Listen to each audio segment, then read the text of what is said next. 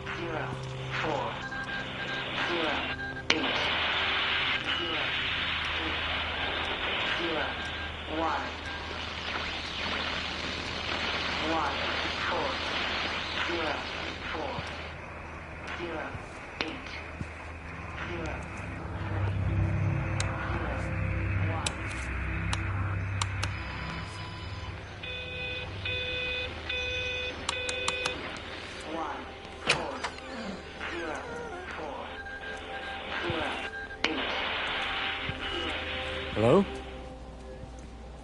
Hello? Oh, Amanda, I thought you'd left town. We tried. We did try. But they've closed all the roads and you can't get through. And then Georgie and Ben said they had headaches. And then they started bleeding. And it was horrible. They were so scared. So Neil turned the car around and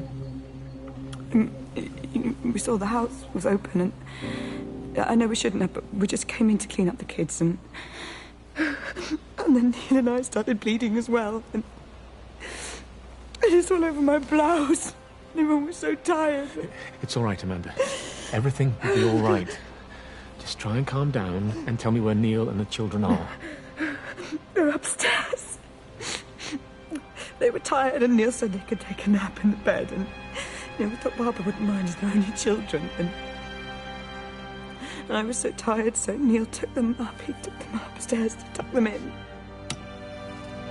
And? That was 6 hours ago. He never came back down. Just be too frightened to go and look. Why don't we go and look together? I can hold your hand if you like. Yeah. I think I could manage that, yes. Will you please help me? Of course I'll help you.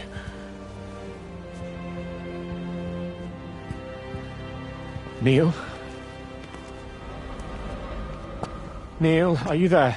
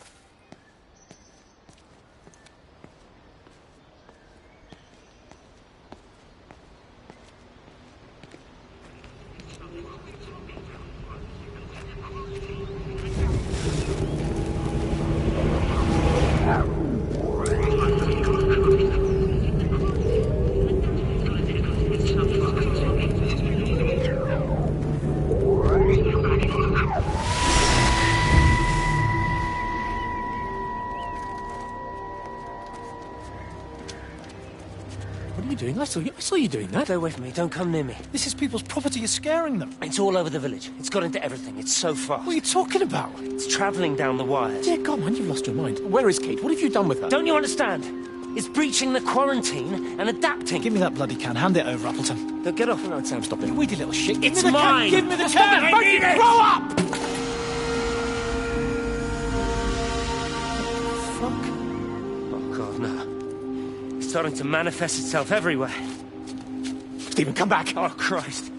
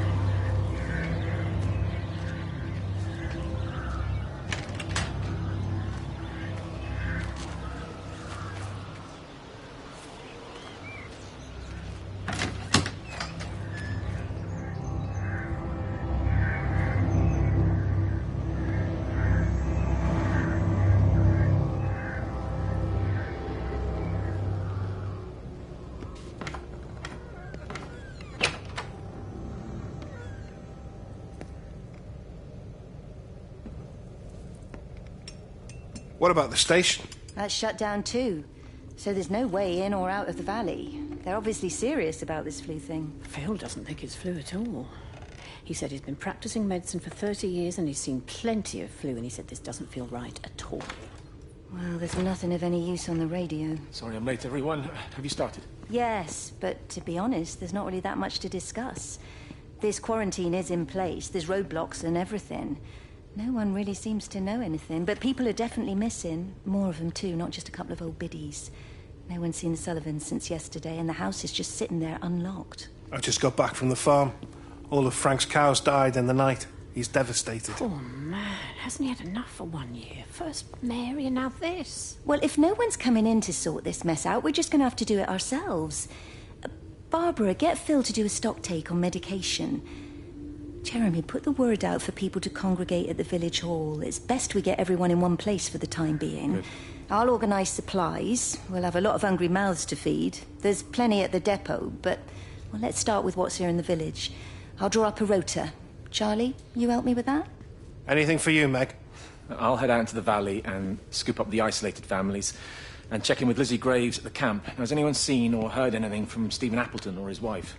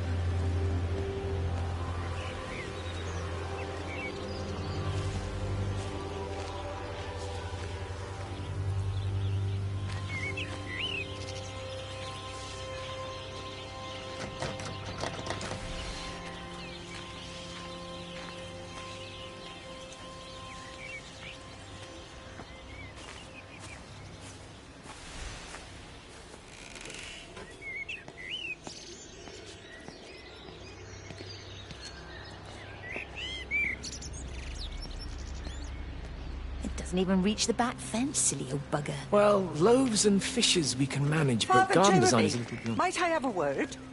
Mrs. Boyles, of course. Meg, will you excuse us, please? See you back at Charlie's later. Cheerio, Wendy. I was speaking to Barbara. She said there were some irregularities about Mary's morphine. Good grief. I mean, those are private medical records. Barbara should know better than to be discussing that sort of thing with you. Your brother is grieving.